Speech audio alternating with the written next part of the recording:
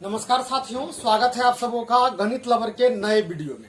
मैं हूं आपका दोस्त संतोष कुमार। आज के वीडियो में हम लोग जानने जा रहे हैं ये जीएमटी क्या है।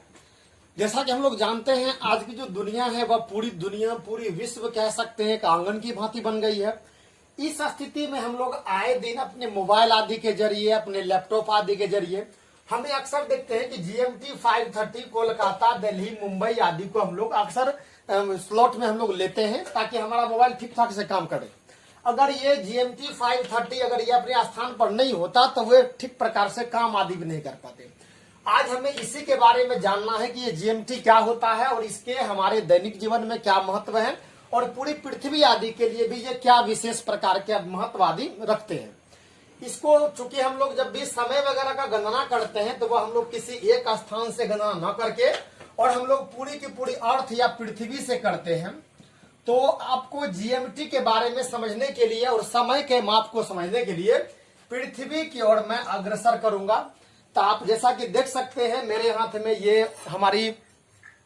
ये पूरे विश्व का ये मानचित्र हमारे हाथ में है और इसी मानचित्र के द्वारा किसी भी स्थान के समय आदि को दर्शाया जाता है। इसको पढ़ने से पहले मैं आपको कुछ पारिभाषिक शब्दों के से अवगत करवाना चाहूंगा। सबसे पहले हम जानते हैं हमारी पृथ्वी ये पूरी तरह से गोल है। इस स्थिति में यहाँ पर इसमें दो प्रकार की गोलाइयां पाई जाती है।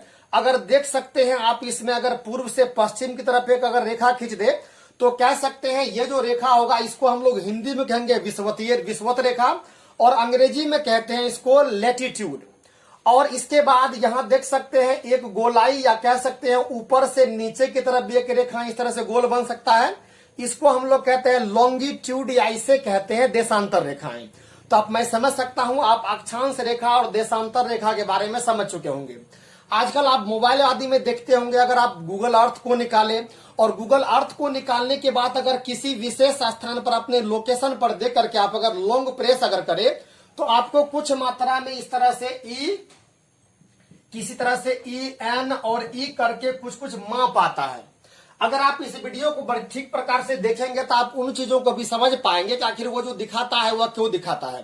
वास्तव में अभी आप पृथ्वी पर किसी भी स्थान पर टिके हुए हैं, वहां की स्थितियों को ठीक एडजस्ट निकाला जा सकता है और इसको निकालने के लिए भी मूल रूप से इन्हीं की आवश्यकता लेनी पड़ती है।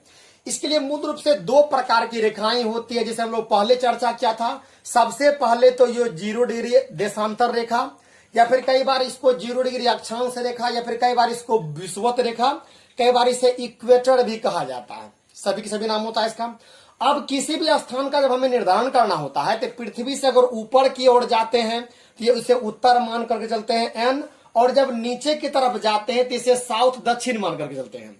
अब इसके बाद एक चीज और ध्यान देने वाली बात है कि हम जानते हैं कि हमारी पृथ्वी जब एक बार इस तरह से पूरी अपनी जगह पर जब एक बार चक्कर लगाती है तो एक चक्कर लगाने में यह कुल मिलाकर के 24 घंटे का समय लगाती है। यानी कहने का मतलब ये कि हम कह सकते हैं कि 24 घंटा बराबर एक चक्कर।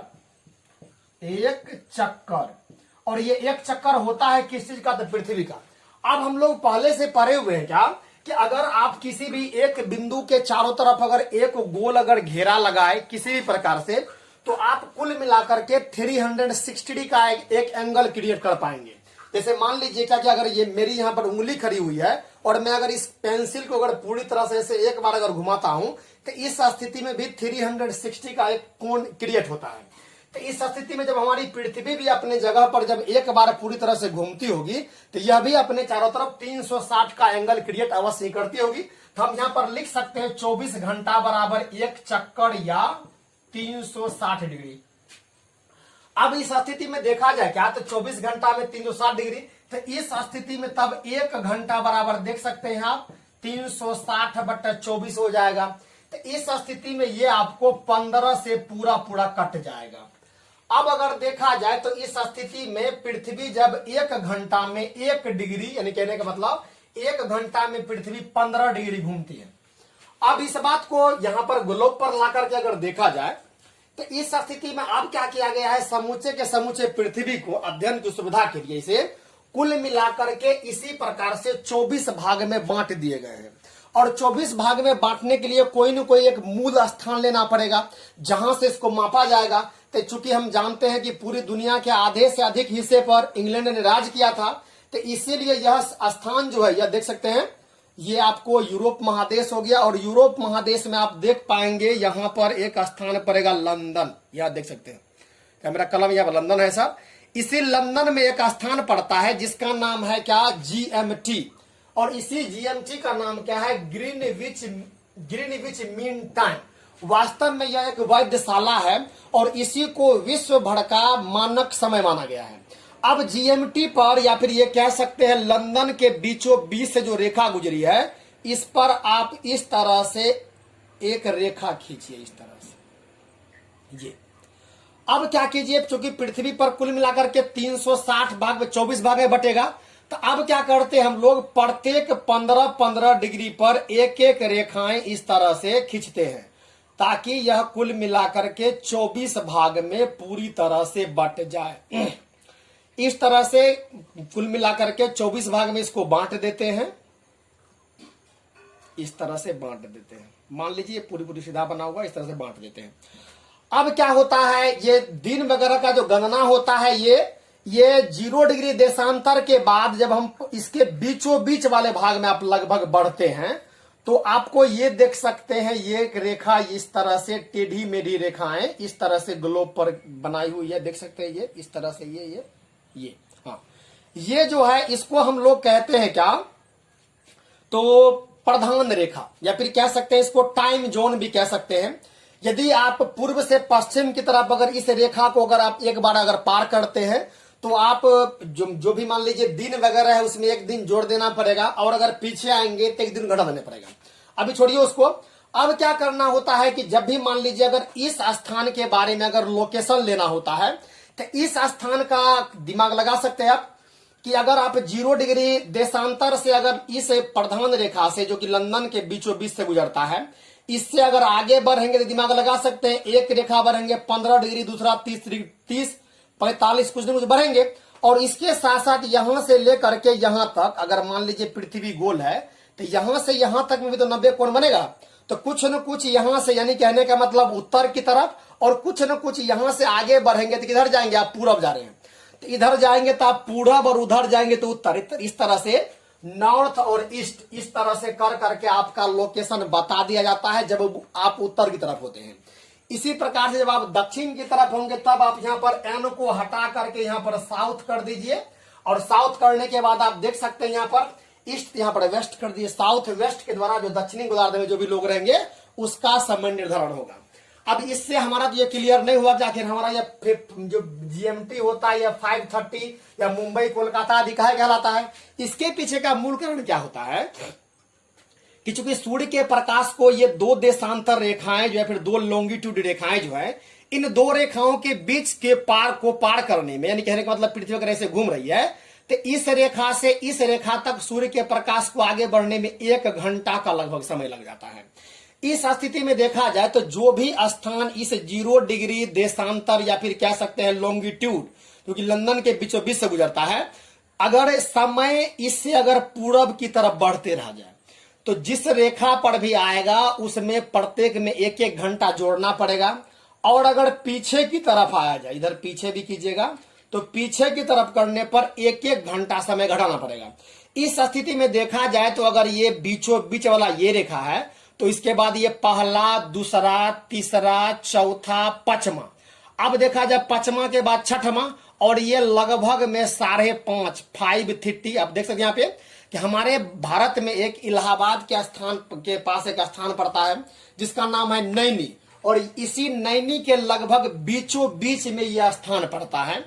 अब दिमाग लगा सकते हैं क्या कि यहाँ पर सूर्य का प्रकाश यहाँ और यहाँ, इन दोनों स्थान पर लगभग में यहां से लेकर के यहां तक में चूंकि 3 देशांतर के आसपास में आता है, तो 2 घंटे 2.5 घंटे का अंतर हो जाता है, यानी कहने का मतलब गुजरात और अरुणाचल प्रदेश में। तो इस स्थिति में तो लोचा खराब हो जाएगा। इसीलिए पूरे देश का मानक समय एक ही बिंदु से इलाहाबाद से मानकर चला जाता है, और वह है कितना, तो जीएमटी से 5-30 घंटा आगे। अब यहाँ पर एक बात ध्यान रखने वाली बात और भी है क्या कि विश्व स्तर पर सिर्फ जीएमटी के द्वारा ही टाइम नहीं दर्शाए जाते। विश्व स्तर पर अलग अलग देशों ने अपने लिए अलग अलग प्रकार के टाइम जोन बना करके रखे हुए हैं। इस स्थिति में देखा जाए तो वर्ल्ड लेवल पर, विश्व भर में सबसे अधिक टाइम जोन जो पड़ता है वह पड़ता है फ्रांस के पास। अब यहां पर आपके मन में सवाल उठना चाहिए कि फ्रांस तो एक छोटा सा देश है, अगर देखा जाए तो फ्रांस एक छोटा सा देश है, तो फ्रांस के पास इतना अधिक मात्रा में टाइम जोन होने का क्या कारण है? तो इसके पीछे का मूल रूप से कारण क्या होता है कि फ्रांस चूंकि जिस समय में यूरोप महादेश के सभी देशों में यह होड़ बना हुआ था कि हम विश्व भर में अधिक से अधिक मात्रा में जा करके कहां से कहां तक अपना अपना उपनिवेश बनाए, तो उस स्थिति में फ्रांस जो थे, फ्रांस के कई सारे ऐसे कह सकते हैं छोटे छोटे आइसलैंड है जो कई सारे दक्षिणी अमेरिका के इस भाग में है, कई सारे भूमध्य रेखा के आसपास में, कई ऑस्ट्रेलिया के आसपास में, इस तरह से, जिस कारण की अभी फ्रांस के बाद विश्व भर में सबसे अधिक मात्रा में टाइम जोन है, लगभग में 12 प्लस टाइम जोन। इसके बाद दूसरा नंबर जो आता है, दिमाग लगा सकते हैं, पहले स्थान पर टाइम जोन में, टाइम जोन के मामले में ये फ्रांस के पास 12 टाइम जोन है। दूसरे स्थान पर आता है आपको क्या, रसिया और उसके बाद आता है यूके, यूनाइटेड किंगडम। रसिया और यूके इन दोनों के पास ही 11-11 टाइम जोन है। इसके पीछे भी रीजन है, रूसिया तो चूंकि अपने आप में बहुत बड़ा देश है ही, देख सकते हैं यहाँ पर ये जितना भी देख रहे हैं, ये पीला वाला जो भी भाग है यहां से यहां तक ये पूरा रसिया है। तो रसिया तो बनता है कि रसिया का बहुत बड़ा क्षेत्रफल है, इसलिए रसिया में 8 टाइम जोन है। लेकिन यूके के लिए भी सोचने वाली बात है कि यूके अपने आप में एक छोटा सा देश है, देख सकते हैं यूनाइटेड किंगडम, जिसमें 3 छोटे बड़े टापुओं को मिलकर बना हुआ है। लेकिन यूके के पास इतने टाइम जोन कहां से आ गए? इसी पर जैसे फ्रांस के पास कई सारे छोटे मोटे अन्य द्वीप वगैरह है, क्योंकि कई सारे बड़े ऐसे देश थे जो उन्होंने किसी देश को समर्पित कर दिया, लेकिन छोटे छोटे टापू थे जिसकी कि मान लीजिए कुल क्षेत्रफल 200 किलोमीटर 400 किलोमीटर था, तो वहां पर उन्होंने अपना आइलैंड या फिर कोई रेजिटोर्ट वगैरह बना दिया और उसको अभी तक हथियाए हुआ है। तो उसको दर्शाने के लिए उसे अलग प्रकार के समय की आवश्यकता पड़ती है, इसीलिए यूके के पास और रसिया के पास 11 टाइम जोन है, जिसमें कि रसिया को कह सकते हैं लीगल टाइम जोन है इसके सभी के सभी, क्योंकि इसका क्षेत्रफल देख सकते हैं बहुत बड़ी रेखाओं पर पड़ता है किसी कारण से। और देख सकते हैं भारत का जो टाइम जोन होता है 5:30 क्यों होता है। आशा करता हूं यह वीडियो आपके लिए काफी उपयोगी सिद्ध होगा। थैंक्स फॉर वॉचिंग, बने रहे हमारे साथ। अगर अभी तक आपने हमारे चैनल को सब्सक्राइब नहीं किया है तो सब्सक्राइब करें हमें और हमें सपोर्ट भी करें। Thanks for watching.